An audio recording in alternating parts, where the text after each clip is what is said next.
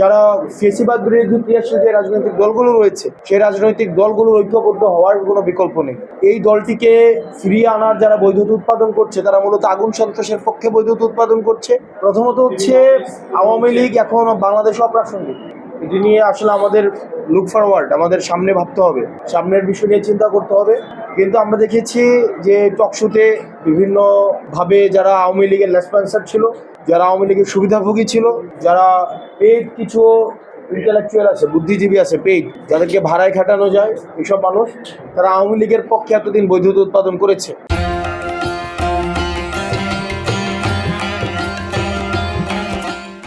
কিন্তু গত 2 দিনের কার্যক্রমে বুঝে যাওয়া উচিত যে আওয়ামী লীগ কখনোই গণমানুষের দল ছিল না। এই যে আগুন সন্ত্রাস জ্বালা পোড়াও এগুলা কারা করেছিল অতীতে এবং বর্তমানে কারা করেছে এটি সুস্পষ্ট হয়ে গিয়েছে গত 2 দিনের কার্যক্রমে। আপনাদের একটা বিষয় মাথায় রাখতে হবে, আওয়ামী লীগের যে পতন সেটি কিন্তু কোনো নিয়মতান্ত্রিকভাবে হয়নি, যে ব্যালটের মাধ্যমে সেটি হয়েছে। আবার ব্যালটের মাধ্যমে তাদের হচ্ছে আমরা আবার তাদেরকে নিয়মতান্ত্রিকভাবে আবার রাজনীতিতে ফিরিয়ে নিয়ে আসার যেই কথা বলা হচ্ছে সেটি হবে। আওয়ামী লীগের পতন হয়েছে এটি গণঅভ্যুত্থানের মধ্য দিয়ে। গণঅভ্যুত্থানের ম্যান্ডেট হচ্ছে জনতার ম্যান্ডেট এবং এটি হচ্ছিল এটি সার্বজনীন ম্যান্ডেট। তো সেই জায়গাতে গণঅভ্যুত্থানের মধ্য দিয়ে যে রাজনৈতিক দলের পতন হয়, সেই রাজনৈতিক দলের উপযোগিতা ফুরিয়ে যায় বলেই হচ্ছে গণঅভ্যুত্থান সংগঠিত হয়। সেই রাজনৈতিক দলের নীতি আদর্শ যখন জন আকাঙ্ক্ষার বিরুদ্ধে যায় তখনই গণঅভ্যুত্থান সংগঠিত হয়।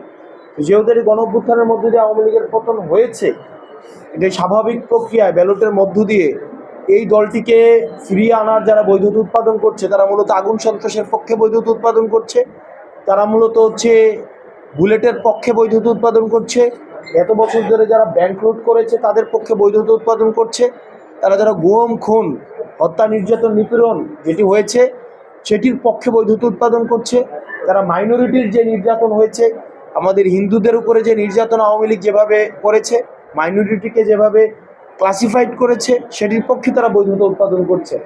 তো সেজন্য যারা ফেসিবাদ বিরোধী ক্রিয়াশীল যে রাজনৈতিক দলগুলো রয়েছে সেই রাজনৈতিক দলগুলোর ঐক্যবদ্ধ হওয়ার কোনো বিকল্প নেই। সেটির মধ্য দিয়ে আসলে আওয়ামী লীগের উপযোগিতা বাংলাদেশে যে বিনষ্ট হয়ে গিয়েছে, উপযোগিতার যে আর কোনো অবকাশ নেই, সেই জিনিসটি হচ্ছে তখন স্পষ্ট হবে।